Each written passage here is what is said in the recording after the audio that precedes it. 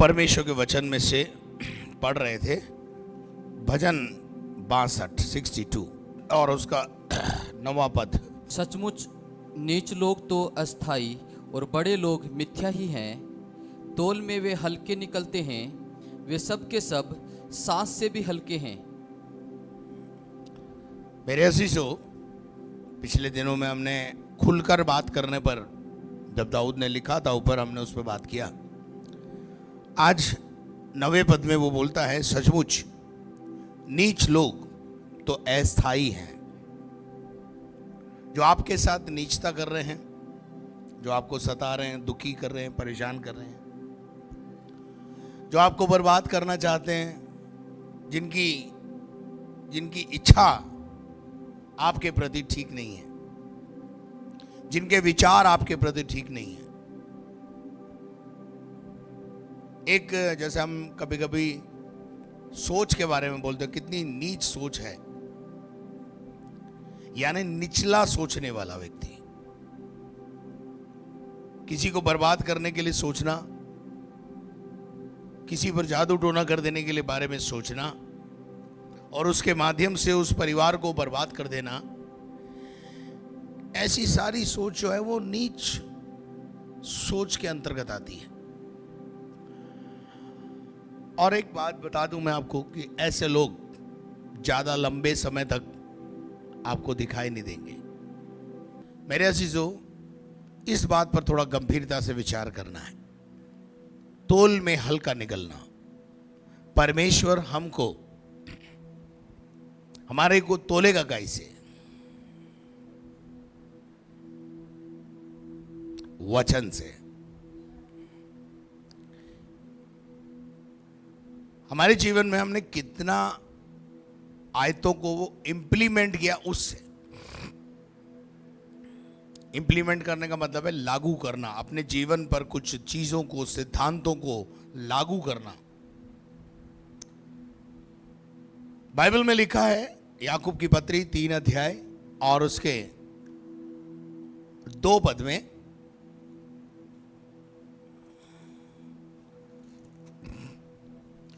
इसलिए कि हम सब बहुत बार चूक जाते हैं। हम खाई में चूक जाते हैं, बहुत बार काई में चूक जाते हैं। वचन को पढ़कर उसको पूरा करने में चूक जाते हैं, वचन को सुनकर उसे पूरा करने में चूक जाते हैं।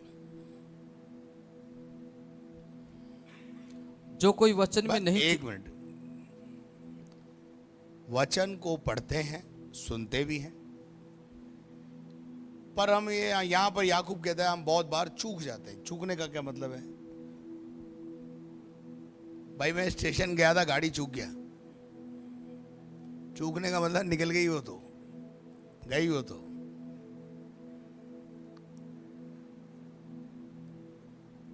किसी चीज को प्राप्त ना कर लेना, प्राप्त ना हो जाना। वचन को हम पढ़ते, बहुत अच्छा भी लगता है। वचन में आपकी भलाई के लिए बंद तालों की कई चाबियां हैं।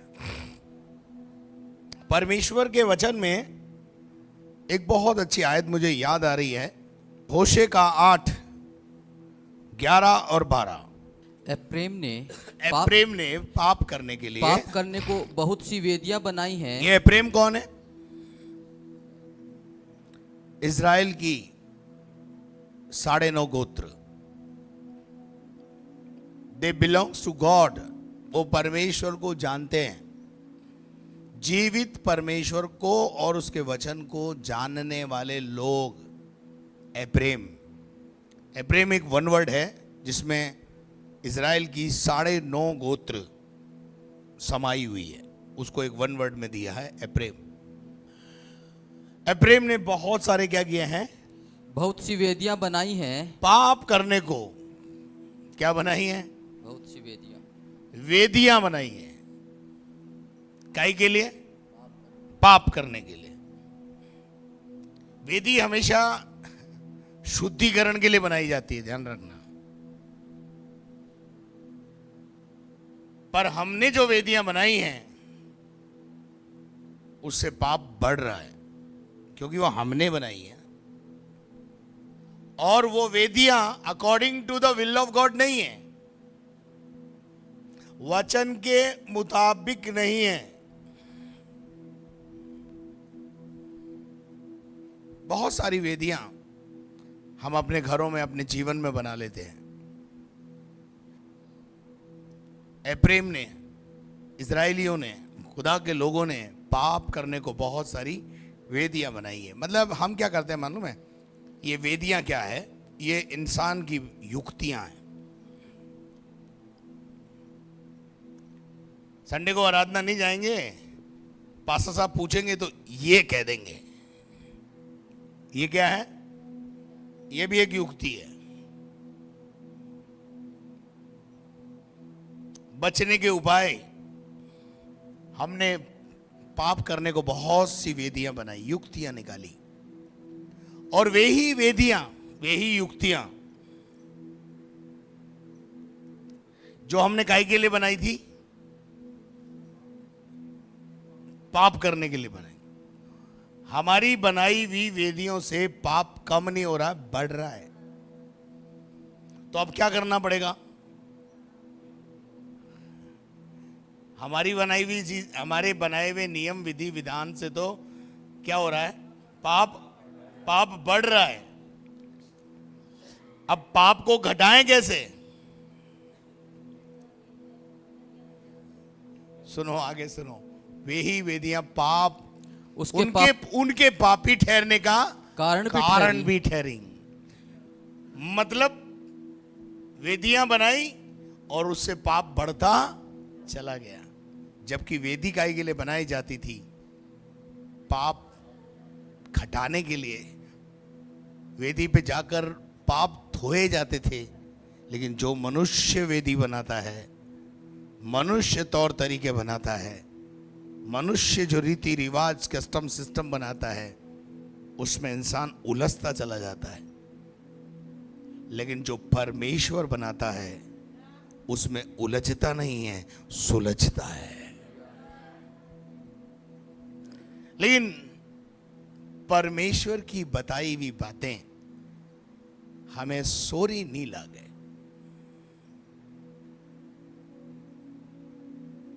काहे नहीं लगे? सोरी कौन लगे? अच्छी नहीं लगती है।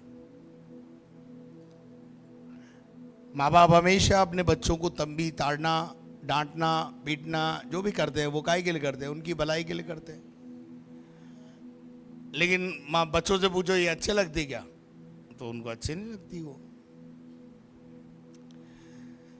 इसी प्रकार से हमारा परमेश्वर भी हमको तंबी करता है, हमें बताता है बहुत कुछ, लेकिन वो बातें हमें कैसी लगती हैं? अच्छी नहीं लगती। 12वीं आयत पढ़ने से आपके सारे कॉन्सेप्ट क्लियर हो जाएंगे। मैं तो उनके लिए, किन के लिए? इनके लिए जो पाप पर पाप बढ़ा रहे हैं, उनके लिए। जिन्होंने पाप करने के लिए वेदियां बना ली हैं, जिन्होंने टूटे फूटे हौज बना लिए हैं, उनके लिए अपनी व्यवस्था की अपनी व्यवस्था की, यानी पाक कलाम में लाखों बातें लिखता आया हूं। क्या करता आया हूं? लिखता आया। परमेश्वर ने तो हमको मुंह से नहीं बोला, लिख कर दे दिया। पति पत्नी में झगड़ा होता तो क्या बोलती है पत्नी? आप तो एक काम करो, लिख के दे दो। पति भी को पत्नी से तलाक चाहिए तो क्या बोलता है? लिख के दे दो। लिखे हुए पर बड़ा विश्वास होता है, नहीं? अरे हाँ या ना? क्यों बोलते हैं? घरों में ऐसा झगड़ा वगड़ा होता है तो क्या होता है? हम लिखित पे आते हैं, क्योंकि लिखे हुए की क्या है? वैल्यू है। माँ के मारवाड़ी में यान बोले 100 बकियो और 1 लिखियो बराबर हो गया। तो परमेश्वर ने कहा यार मुंह से बात करना बेकार है इस इंसान से, इनको तो लिख कर दे दो। अब हमारा क्या प्रॉब्लम है मालूम है? हमको लिखे पे भी विश्वास नहीं। कर लो खेती, अब समझ में आ रहा है कुछ? प्रभु कहता है मैंने तुम्हें व्यवस्था की, तुम्हारे जीवन के चाल चलन की व्यवस्था, तुम्हारे पवित्र होने के लिए क्या तुम्हें करना है और क्या तुम्हें नहीं करना है, ये सब बातें क्या कर दी हमने, लिख कर दे दी। आपको पता है जब भी आप किसी कॉलेज में एडमिशन लेते हैं, 2-3 फॉर्म इतने बुकलेट फॉर्म में होता है। उस बुकलेट में, उस कॉलेज में जिसमें आप एडमिशन ले रहे हो, उसके सारे नियम, विधि विधान, 15 हर महीने की 15 तारीख तक फीस जमा हो जाना चाहिए। नहीं जमा होने पर प्रतिदिन इतना रुपया फाइन या जुर्माने के रूप में देना होगा। लिखा हुआ होता उसमें, नहीं? हाँ या ना? तुमने भी जब परमेश्वर के राज्य में जन्म लिया, तुम्हें यह काली किताब लिख के दे दी। ये सारे नियम है परमेश्वर के राज्य, स्वर्ग के राज्य के। इनको तुझे क्या करना है? पालन करना है। अब मान लीजिए आपने फीस नहीं जमा कराई, नाम आप गए बाद में प्रिंसिपल के पास, तो क्या हो गया? फीस नहीं जमा कराई तो मैंने नाम काट दोगे आप? हाँ भैया नियम है। कहां लिखा है? देख भैया तेरे साइन करे हुए। समझ में आ रहा है? लिखे हुए की बहुत वैल्यू है भाई, पर हमारी दृष्टि में ये जो लिखित वचन है इसकी कोई वैल्यू नहीं है। लेकिन जिन्होंने इसे वैल्यू दी है, जो इस बात से डरते हैं कि अगर दशमांश देने में लेट हो गए तो फाइन ना लग जाए, नहीं ये नियम नहीं है।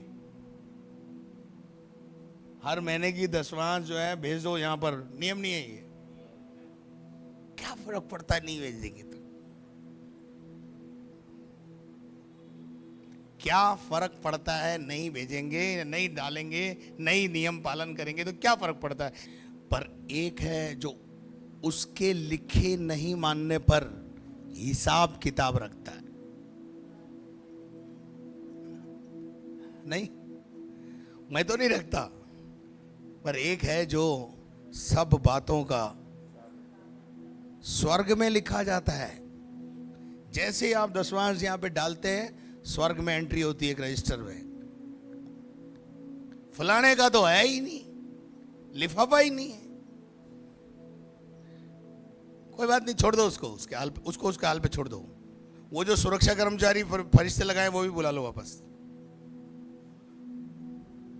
क्या लगाए हुए हैं परमेश्वर ने हमारे ऊपर? हमारी रक्षा के लिए स्वर्गदूत लगाए हुए हैं। परमेश्वर क्या कहता है? उनको भी वापस। तो क्या हो गया? आपको आपके चारों तरफ से सुरक्षा घेरा हट गया। क्यों? क्योंकि तुमने नियम का पालन। भाई कॉलेज यूनिवर्सिटी से नाम कटने के बाद कुछ भी करे आदमी, लेकिन जब तक इंस्टीट्यूट में हो तब तो वचन हमें बताता है कि मैं लाखों बातें लिखता आया हूं, परंतु तुमने उसे पराया समझा। वे उन्हें पराया समझते हैं। हमने क्या समझा? पराया समझा। इन चीजों को अपने जीवन में लागू करो। अब आएंगे अपन वापस याकूब 3 पर और उसके 2 पद में। इसलिए हम बहुत बार कि हम सब बहुत बार चूक जाते हैं। बहुत बार क्या होता है? कई बातों में हम क्या कर जाते हैं? चूक जाते हैं। और जो कोई वचन में नहीं चूकता, जो कोई भी वचन में नहीं चूकता, वही तो सिद्ध मनुष्य है, वही सिद्धता की ओर बढ़ रहा है। हालेलुया। और सारी अबे एक मिनट रुको ना, मत्ती 5:48 में क्या लिखा है? सिद्ध बनो क्योंकि तुम्हारा स्वर्गीय पिता सिद्ध है। पवित्रता से सिद्धता की ओर बढ़ना है। किसके? हम यीशु मसीह के लहू में धुल गए, पाप हमारे अब पवित्र हो गए, लेकिन अब पवित्रता से परफेक्शन की ओर, सेंटिफिकेशन से आगे बढ़ना है। परफेक्शन, परफेक्शन का क्या मतलब होता है? देखिए, जब हम शुरू में कोई काम शुरू करते हैं, हमारे हाथ के कामों में इतनी सफाई नहीं होती, टेढ़ा बड़ा हो ही जाता है। स्टिचिंग सीख रहे हैं, मान लीजिए आप स्टिचिंग, क्या पहले दिन आपकी स्टिचिंग परफेक्ट हो जाएगी? कई सालों तक आप उस काम को करते करते करते करते परफेक्शन में आ जाते हैं। अब आपकी सिलाई में कोई खोट नहीं निकाल सकता। आपके कामों में दक्षता आती है, स्किल्ड आपका ऊंचा होता है, आप ऊंचे होते जाते हैं, अपने काम में निपुण होते जाते हैं। अगर मैं ऐसा कहूं तो आपको समझ में आ जाएगा कि आप अपने कामों में निपुण होते चले जाते हैं। आपके अनुभव से आपको निपुणता मिलती है। इसी प्रकार से वचन में चलने से सिद्धता आती है। अनुभव जो है वो बहुत सारी चीजों में हमें परफेक्शन की ओर ले जाता। परफेक्शन का मतलब होता है जिसमें कोई खोट नहीं निकाल सकता, कोई कमी नहीं निकाल सकता। दानियल के कामों में कमी ढूंढी गई, परंतु बाइबल बताती है उसके कामों में कोई कमी नहीं निकली। समझ में आ रहा है बात? सिद्ध बनो क्योंकि तुम्हारा स्वर्गीय पिता। हम बहुत सारी बार चूक जाते हैं। जो कोई वचन में नहीं चूकता, जो वचन में नहीं चूकता वही तो सिद्ध मनुष्य है। वही सिद्धता में आगे बढ़ रहा है, वही सिद्ध है भैया। कितने वचन आज आपने अपने जीवन में पढ़कर लागू कर लिए? कई लोग 40 बार बाइबल पढ़ लेते हैं।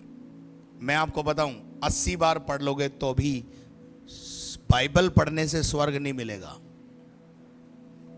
बाइबल के अंदर लिखे हुए वचन को अपने जीवन में लागू करने से स्वर्ग मिलेगा। समझ में आ रहा है? सुनते तो बहुत है, पढ़ते भी बहुत है। दुनिया में सबसे अधिक किताब पढ़ी जाने वाली, अगर गिनीज बुक के अंदर आप रिकॉर्ड देख लो, अगर सबसे ज्यादा पढ़ी जाने वाली किताब है तो वो बाइबल है। सबसे ज्यादा सुनने वाली रिकॉर्ड इसका कायम है। सबसे अधिक छपने वाली, बिकने वाली अगर कोई दुनिया में कोई किताब है तो इसी का नाम है। लेकिन तो इसका मतलब फिर तो सभी स्वर्ग जा रहे हैं? नहीं। जो सुनकर चलता नहीं है वो अंधे के समान है। वो भीत टटोलता है, जैसे एक अंधा भीत टटोलता है ना, कि कैसे भी कोई दीवार का सहारा मिल जाए उसे। अंधे मत बनो, अपनी आंख खोलो।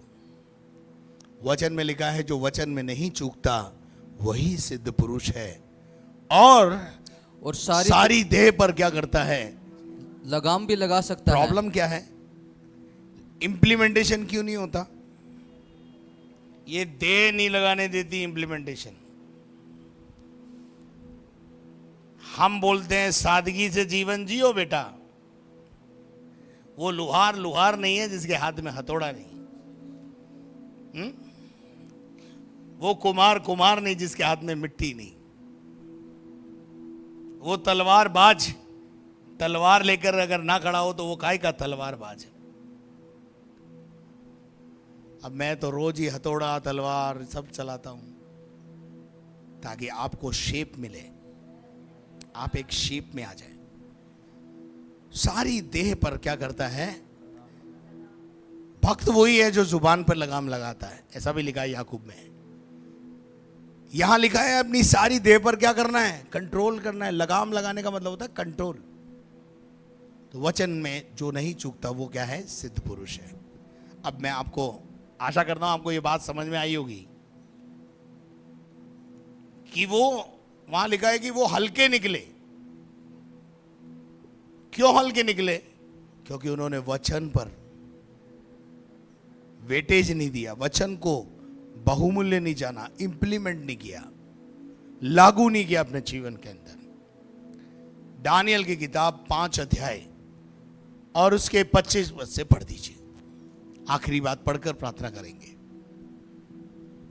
जो शब्द लिखे गए वे जो ये राजा ने एक दर्शन देखा, स्वप्न देखा, और जो रात में लिखा हुआ था वो देखा, है ना, कि कोई हाथ आया, ऐसा ही है ना, ऊपर जरा ऊपर से और ऊपर से पढ़ दो। तभी ये हाथ का एक भाग तभी हाथ का एक भाग उसी की ओर से प्रकट किया गया उसी की ओर से प्रकट गया, और वे शब्द लिखे गए। वो शब्द, कोई हाथ राजा को दिखा, और राजा को दिखा कि वो राजा जो कोई हाथ आया और हाथ क्या कर रहा है, कुछ लिख रहा है। जो शब्द लिखे गए जो वे ये शब्द हैं, लिखे गए वो ये थे, मने मने तकेले, मने मने तकेले नहीं, तकेल, तकेल हाँ, और उपसीन। और उपसीन। इस लेख का अर्थ यह है, इस लेख का, अब राजा ने उस स्वप्न को देख लिया, ठीक है, कोई इसका अर्थ बता नहीं पा रहा है, लेकिन इसका अर्थ क्या है वो देखते हैं अपन। इस वाक्य का अर्थ यह है, मने अर्थात परमेश्वर मने ने, अर्थात परमेश्वर ने मने का मतलब परमेश्वर ने तेरे राज्य के दिन हाँ, गिनकर उसका अंत कर दिया है। क्या कर दिया है? राज्य के दिन गिनकर उसका अंत कर दिया। अंत कर दिया है। अब तू आगे को राजा नहीं रहेगा, तेरा समय पूरा हो गया। आगे तकेल तकेल, अर्थात अभी वो सेंटेंस पूरा नहीं हुआ लिखा हुआ, वो तो एक भाग बताया उसका। दूसरा ये है तकेल, अर्थात तू मानो तराजू में तोला गया, तकेल तकेल मानो तू तराजू में, तोला गया, तराजू में, तोला गया तराजू में, और हल्का पाया गया है। और क्या पाया गया? हल्का। अब तराजू के 2 पल्लड़ होते हैं, एक में बाइबल रख दी जाएगी, दूसरे में आपकी जिंदगी को रखा जाएगा। अगर तराजू के दोनों पलड़े यूं हो गए तब तो जीत जाएगा तू, तब तो स्वर्ग तेरा पक्का है। और यूं हो गया, ये तो तराजू है, ये बाइबल है, ये वचन है, सिद्धांत है, नियम है, और अपन हवा में उड़ रहे हैं, तो समझ लेना हवा में ही उड़ोगे फिर।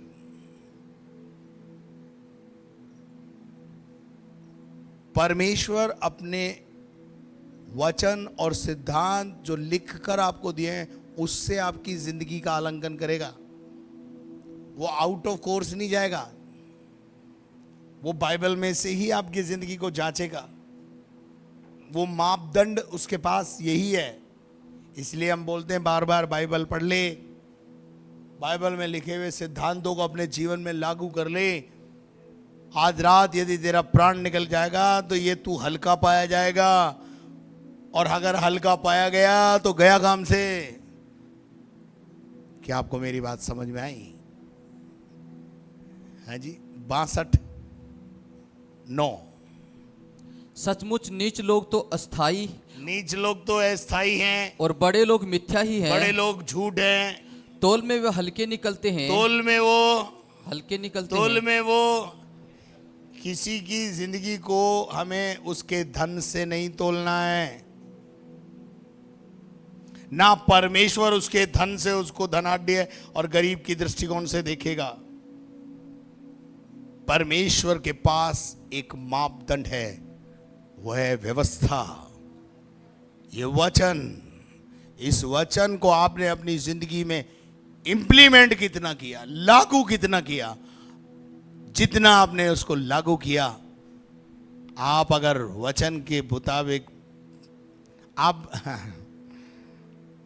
आप मुझे एक बात बताओ, आप कस्टमर के दुकानदार के पास जाते हैं, वो तोलता है, कम तोलेगा चलेगा आपको? आप क्या करेंगे? तराजू पे ध्यान रखते हैं हम लोग, तराजू पे ध्यान रखते हैं। और वो क्या करता है, वो बढ़िया जो भी होता है, जो भी दुकानदार होता है, वो मान लो कोई शक्कर गेहूं तोल रहा है तो क्या करता रहता है, डालता रहता है। जब तक डालता रहता है जब तक कि बराबर पलड़ा बराबर ना हो जाए। पलड़ा बराबर करके स्वर्ग जाना है, हल्के पाए गए तो नरक पहुंच जाओगे। समझ में आया क्या? पड़ोसी से पूछो, समझ में आया क्या? तकेल तकेल मानो तू तराजू में तोला गया, परंतु हल्का पाया गया। काश जब खुदा आपको अपने वचन की तराजू में तोलना शुरू करे, आप भारी निकले। आप उन वो जो तराजू है ना, उससे भी ज्यादा वेट, उससे भी ज्यादा भारी निकले। अब भारी कैसे निकल सकते हैं? बाइबल का सिद्धांत है 10वां तो। अब भारी होने के लिए क्या करना पड़ेगा?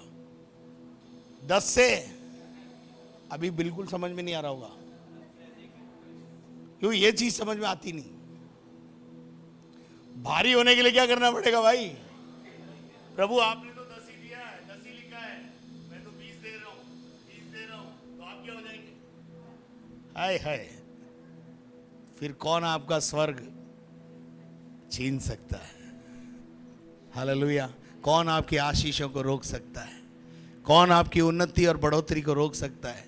बंद कर दो ये 10वां अंश देना। अच्छा, बढ़िया बढ़िया छूट मिल गई, क्या बात है।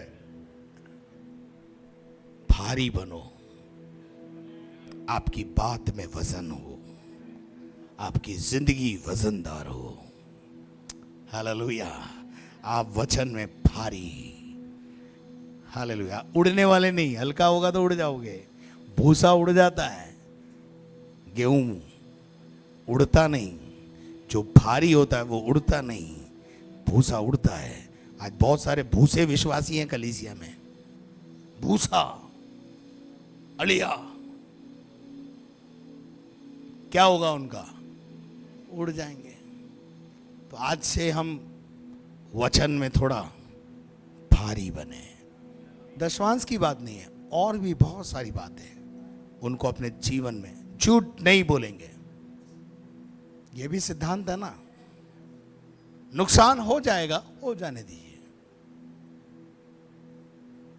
नुकसान हो जाएगा, हो जाने दीजिए, पर झूठ नहीं बोलेंगे।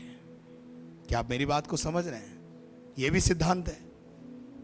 चोरी नहीं करेंगे, यह भी सिद्धांत है। इसको लागू करो अपनी लाइफ में।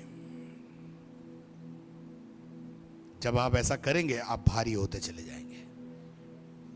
दुनिया की कोई ताकत आपको स्वर्ग जाने से दुनिया में कोई नहीं रोक पाएगा।